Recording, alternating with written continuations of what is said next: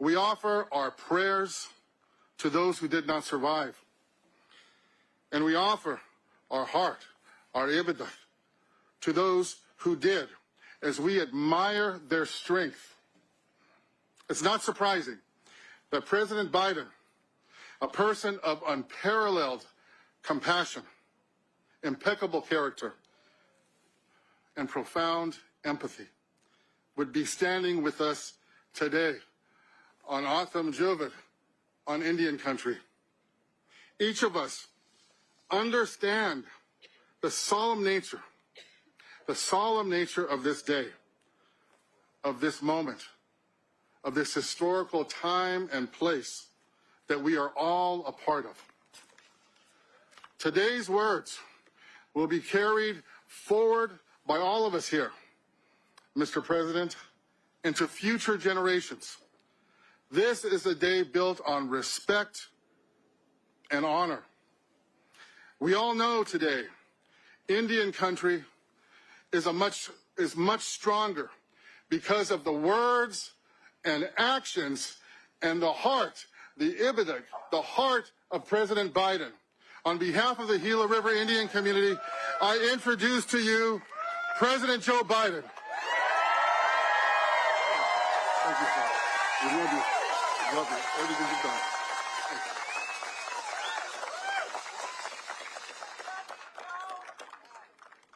I'm Joe Biden. I'm Jill Biden's husband. Gov, thank you for the introduction. And to the Gila Indian River community, the Gila, nothing wrong with me, Gila River Indian community for welcoming today. You know, I say this with all sincerity. This, to me, is one of the most consequential things I've ever had an opportunity to do in my whole career as President of the United States. It's an honor, a genuine honor to be in this special place on this special day. Thank you to Senator Mark Kelly, a great friend who also was married to an incredible woman who was my friend. Please have a seat, by the way. And Congressman Greg Stanton. I saw Greg when I came in. He's over there somewhere. Greg, thank you. And I'm putting these glasses on because I'm having trouble seeing this. And all the elected leaders and the tribal community leaders for being here today. You know, I can't tell you what a special thanks I have for Deb Haaland, my Interior Secretary. I was determined. I made a commitment when I became president that have an administration that looked like America. Except you're America. And there's never has been a Native American, indigenous person who was in the cabinet or in the secretary's job or any consequential job in a presidential administration. She's the first, but clearly not the last, Native American cabinet secretary ever. And her historic and dedicated leadership to strengthening the relationship between the tribal nations and the federal government is unlike anything ever happened before.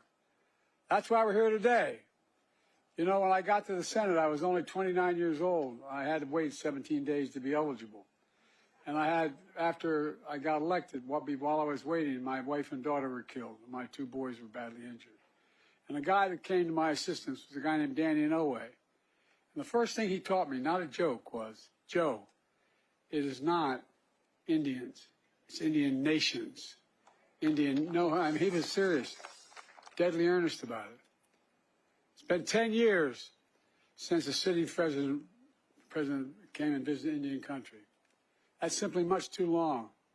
That's why I'm here today, not only to fulfill my promise to be first president to visit Indian country, but more importantly, to right a wrong, to chart a new path toward a better future for us all. I'm also here today because, as I said, my wife Jill has been here 10 times in the Indian country, literally. The First Lady sends her love and said, Joe, make sure you come home. Because every time she goes, she spent a lot of time, excuse me for saying this, the Navajo Nation. I'm worried. Every time she goes, I'm worried she's not coming home. I watched that beautiful performance just now and it moved me deeply. It's a reminder of everything Native people enjoy and employ. Sacred traditions, culture, passed down over thousands of years. Long before there was the United States, and Native communities flourished on these lands. They practiced democratic government before we ever heard of it. Developed advanced agriculture. Contributed science, art, and culture. But eventually, the United States was established and began expanding, entering treaties with sovereign tribal nations. But as time moved on, respect for tribal sovereignty evaporated, was shattered, pushing Native people off their homelands, denying their humanity and their rights, targeting children to cut their connection to their ancestors and their inheritance and their heritage. At first, in the 1800s, the effort was voluntary, asking tribes to sell their children, to send their children away to vocational schools. But then the federal government mandated the removal of children from their families and tribes, launching what's called the Federal Indian Boarding School era.